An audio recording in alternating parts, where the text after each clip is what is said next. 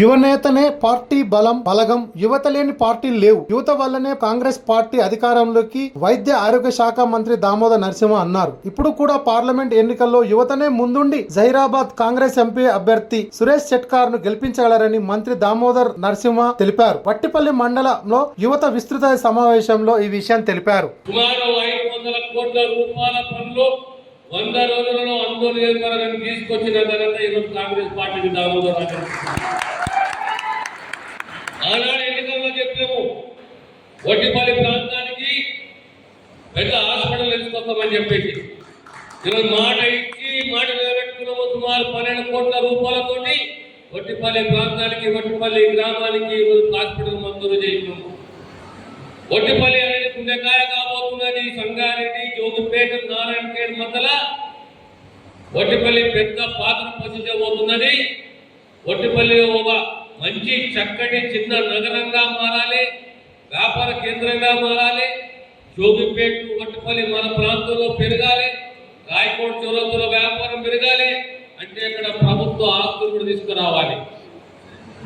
అదే దృష్టిలో పెట్టుకుని ఆనాడు 2011, 2012లో 11 కోట్ల రూపాయలతో 10 కోట్ల రూపాయలతో వట్టిపల్లికి మార్కెట్ తీసుకొస్తే ఆ తర్వాత మళ్ళీ ఈ రోజు కాంగ్రెస్ ప్రభుత్వంలో 11 కోట్ల రూపాయలతోటి ఒక హాస్పిటల్, డయాలసిస్ సెంటర్, దానికి తోడు అంబులెన్స్ కూడా మంజూరైంది మీ ప్రాంతానికి.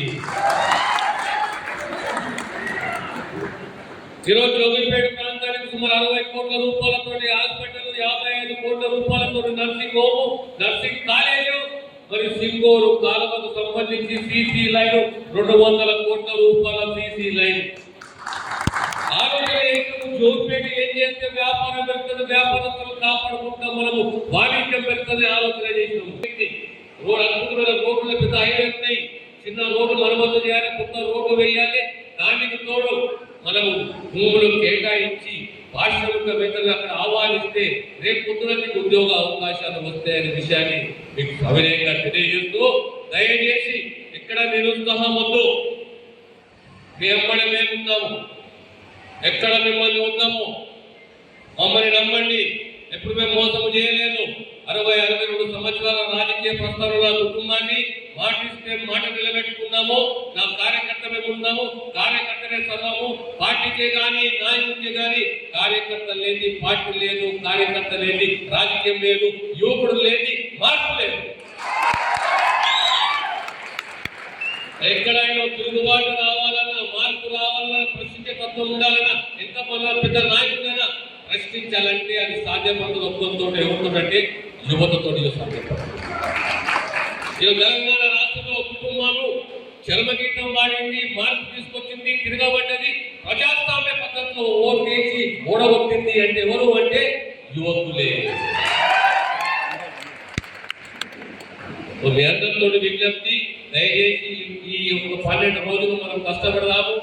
కష్టపడి సురేష్ షెట్కార్ కాంగ్రెస్ అభ్యర్థిని పార్లమెంటుకు పంపిస్తాము. మన పనులు మనం చేసుకుందాము.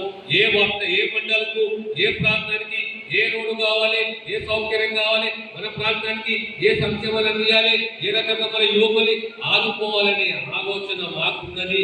ఆ ఆలోచనను ఆచరణ రూపంలో తీసుకొస్తాము, మీకు నిరూపిస్తాము, మీకు చూపెడతాము. అరే మళ్ళీ అద్భుతం జరిగిందని చెప్పేసి